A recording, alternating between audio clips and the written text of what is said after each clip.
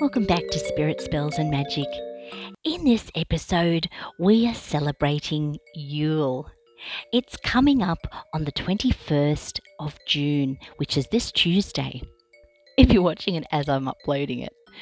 Now, Yule is a strange time for a Southern Hemisphere witch, or person, celebrating it. Because although it is winter, it is not Christmas time. It is cold and the season makes everything bare, just as how Yule is meant to be. But it's the middle of the year and there is no snow in Sydney, but other parts of Australia are starting to get a little snow. So at least that's something to remind them of it. When we're having our Christmas time, we're usually in 30 plus degrees heat and in shorts and thongs, not any snow in sight. For Yule in the Southern Hemisphere, we have to work a little harder, grabbing out any Christmas decorations and things that we had put away in December, and try and decorate as much or as little of your house as you want. Given that a Christmas tree in June or July may look a little strange for potential visitors, but hey, if you're not in the broom closet, then who cares, right? I don't have a Christmas tree ready to put up. At least not in the middle of the year. But I do have a couple of twigs and branches that I've gathered from some gum trees and eucalyptus trees that kind of looks like a small tree in a glass jar that I've painted red. Actually, my daughter painted it. I won't take the credit from her. And I've made my altar in a kind of Christmassy way, even though I'm not going to put Santa Claus up there, because for us, Christmas really is December, when the summer solstice is. Yes, it's all confusing, isn't it?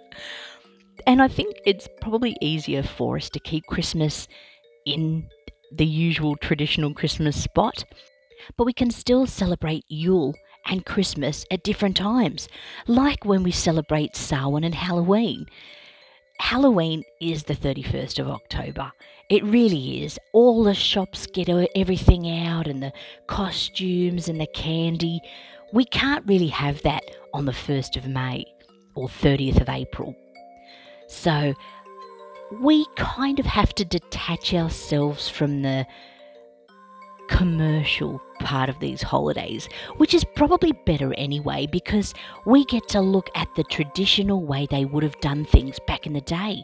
Before they had shops that would give you all these little plastic novelties, people had to make this stuff. They had to get things from around their place. They had to gather and forage from the outdoors. So that's what we're going to do. You can make Yule work in the Southern Hemisphere. You just have to get a little creative. And that's what we're going to do in this episode. The Sabbath Yule is a really cold time. And in winter, we like to think of warming ourselves up. So some of the traditions that they do in Yule involves making things or baking things in the shape of the sun. So we're going to try this out. My daughter and I have decided to make orange slices and dry them out and place them around the altar, as well as our wreath that we had for Samhain. We're going to repurpose that wreath now for Yule and stick lots of different things onto it to represent their Sabbath.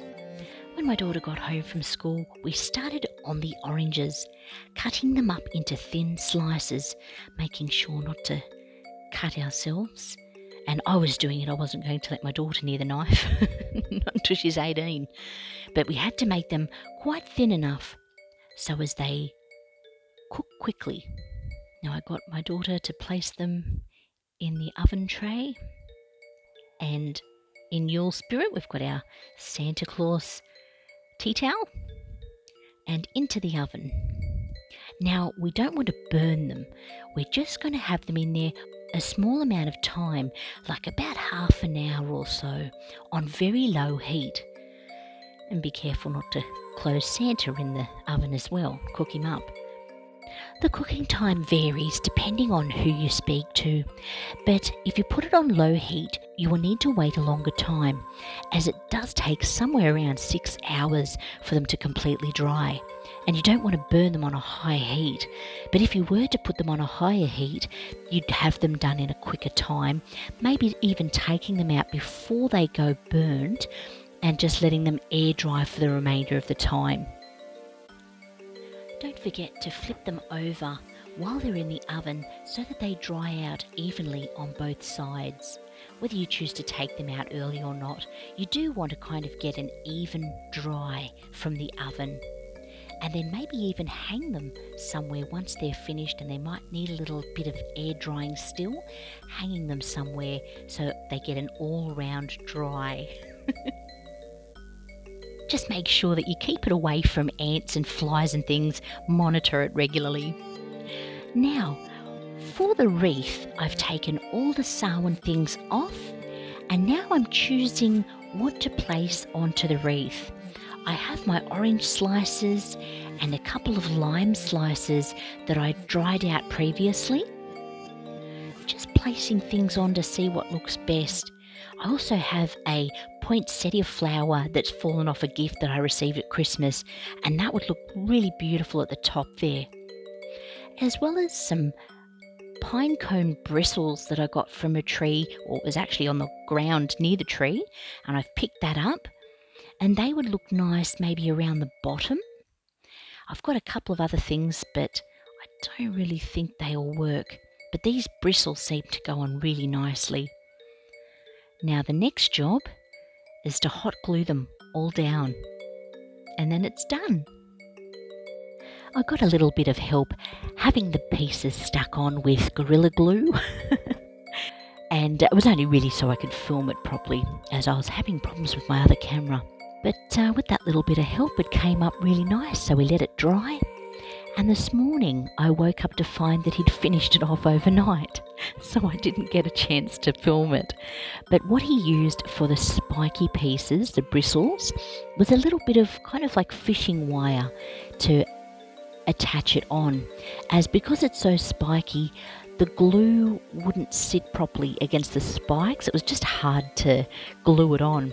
So he decided that he'd use some fishing line and attach it that way. But it does look really good, and it'll be used for Yule for hopefully the next few years, until the orange starts to go mouldy or something like that and awful, and I have to do a new one.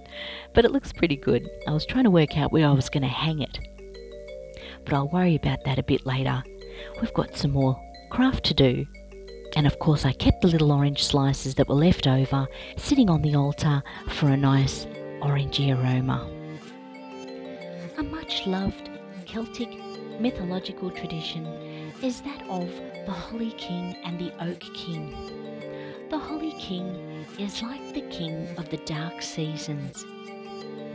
He has a twin brother, the Oak King, who rules the lighter seasons. They are forever in a battle, won and lost at the autumn and spring equinoxes, where one must leave and the other takes over.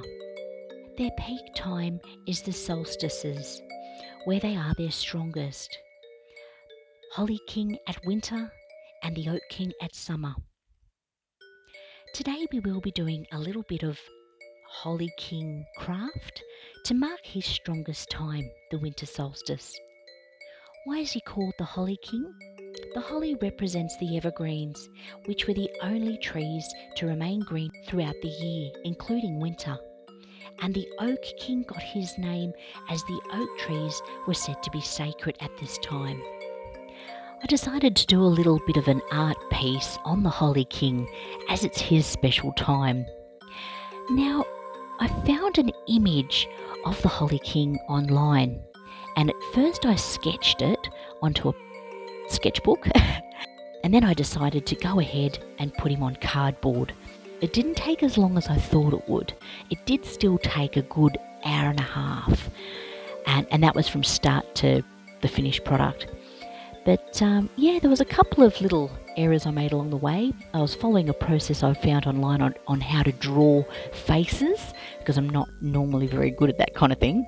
But the tutorial online was from Lazy Arts, I believe. So look that up if you've got time or you feel like doing a bit of drawing. But he has a great tutorial on how to draw faces. It's all really symmetry and doing circles and things like that to start off with in pencil, and then kind of going over a bit harder later, and then with texture and colour after that. My camera was having a bit of trouble with lighting and it kept cutting out, so it does look as though there's a couple of different colour shades throughout. But the overall Holly King picture turned out really well, I thought. I'm not a professional artist, but I did think I did a pretty good job, and I think I did him justice. I think he'd be happy with that for now, until I get better anyway. I hope you enjoyed this video on Yule and the winter solstice. I hope you have a very good winter solstice on Tuesday in the southern hemisphere. Yule will be going for a little while yet. Imbolc isn't to the 1st of August, so we've got quite a bit of time for some wintry Yule activities. If you enjoyed this episode, don't forget to like, share, subscribe and comment, and hit that notification bell so you're aware when I'm posting another episode. Enjoy your day. Namaste.